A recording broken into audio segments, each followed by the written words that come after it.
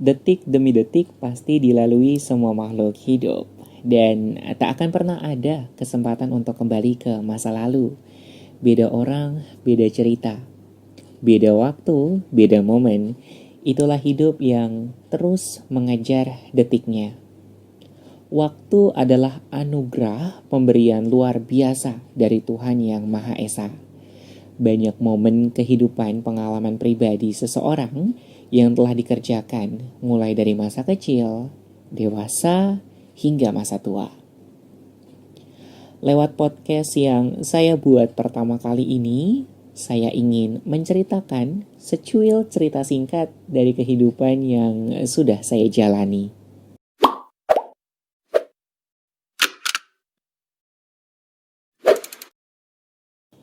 And halo semuanya, apa kabar saat ini? Semoga teman-teman yang mendengarkan podcast saya ini selalu diberi kesehatan. Perkenalkan, saya Vito Pratama, saya mahasiswa dari Fakultas Ilmu Komunikasi, Public Relation, Universitas Dian Nusantara.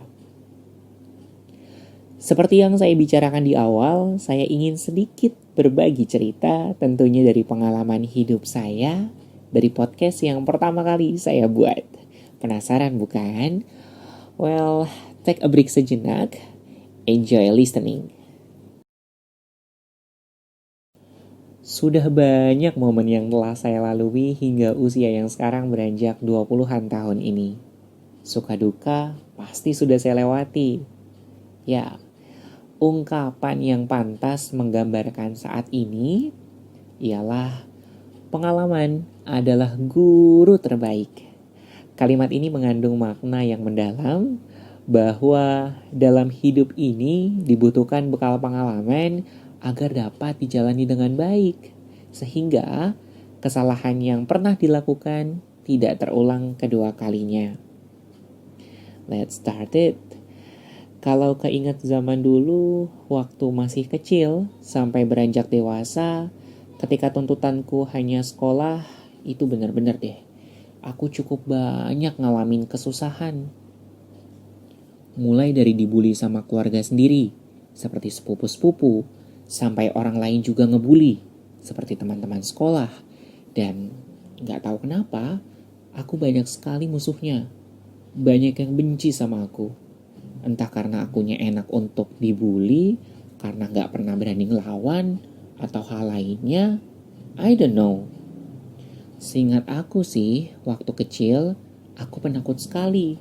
Nah mungkin, karena itu aku jadi sasaran empuk bulian orang. Kalau aku pikir lagi, pengalaman-pengalaman pahit itu benar-benar nyakitin. Sampai aku minderan. Serius. Minder parah, minder sama fisikku, minder dengan keadaan diriku, minder sama rumahku yang jelek, anything deh pokoknya. Pernah saking mindernya aku tanya sama almarhum papa. Begini, Papa gak malu punya anak seperti aku? Aku hitam, jelek, bodoh, beda dengan teman-temanku yang lain. Tapi papa selalu bilang bahwa fisik itu tidak selalu juara satu. Entah kenapa, sampai wali kelas pun membenci denganku. Karena memang selain aku tidak terawat, aku juga tidak berprestasi. Singkat cerita, setelah lulus dari masa sekolah SMA, aku lebih memutuskan untuk bekerja tanpa berpikir untuk melanjutkan kuliah.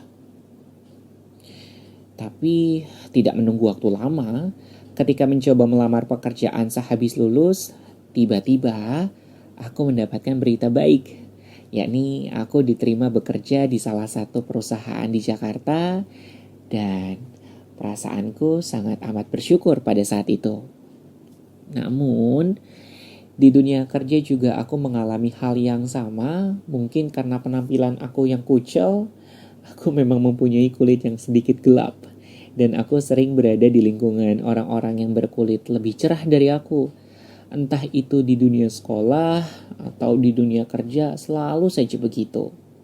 Jadi, aku memang selalu tidak dianggap, Apalagi aku tidak termasuk golongan orang yang cerdas.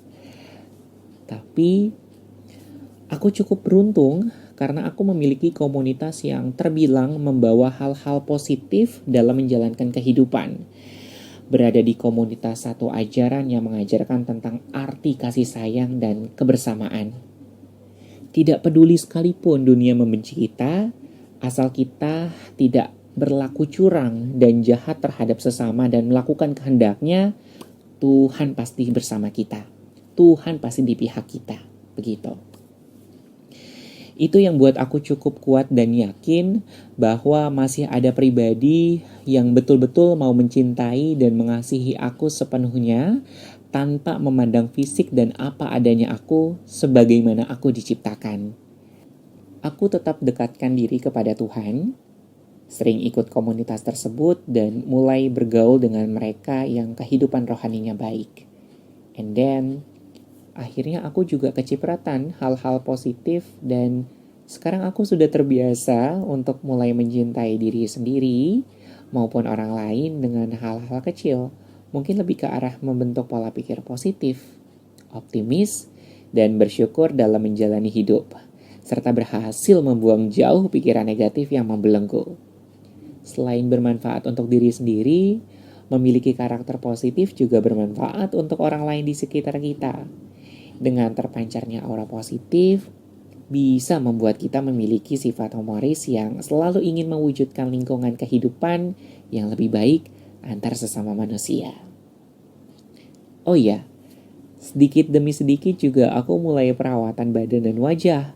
Ternyata setelah kita dekat dengan orang-orang yang positif, kita juga akan mulai segala hal dengan positif. Well, untuk kalian yang mungkin pernah atau sedang mengalami hal yang sama seperti yang pernah aku alami, ayo mulai bergaul dengan orang-orang yang positif. Jangan biarkan diri kamu tercemar dengan terus bergaul dengan orang-orang negatif. Karena hal negatif tersebut bisa berdampak yang negatif pula bagi kehidupan kamu. Karena kalau aku bisa bilang, setiap orang berharga. Kenapa demikian? Ilustrasinya begini. Ketika ayah dan ibumu melakukan hubungan suami istri, hanya butuh satu sel telur dan satu sperma untuk membentuk terciptanya seorang manusia. Bayangin deh, dari jutaan sperma berjuang mencapai satu sel telur untuk kemudian dibuahi. Jadi, setiap manusia itu berharga karena setiap manusia itu berjuang untuk bisa bertahan agar tercipta ke dunia. Jangan pernah menyesal lahir di dunia. Jangan pernah menyesal menjadi seorang manusia. Karena manusia itu makhluk yang berharga di mata Tuhan. Punya akal pikiran untuk membedakan mana yang baik dan tidak. So, sekarang ayo mulai berpikir positif dan bergaul dengan orang-orang positif. Semangat ya. Mungkin sekian dulu podcast yang saya kali ini bisa share ke teman-teman. Semoga dengan secuil cerita singkat dari kehidupan yang sudah saya jalani, yang saya ceritakan tadi, bisa menjadi inspirasi untuk teman-teman yang mendengarkan. So, sampai jumpa kembali and stay safe semua.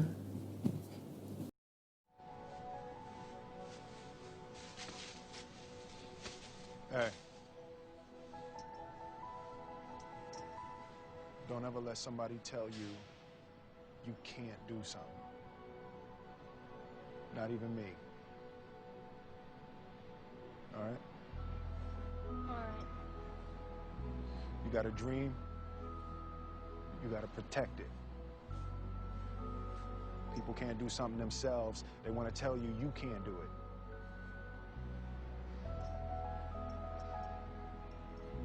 You want something, go get it. Period.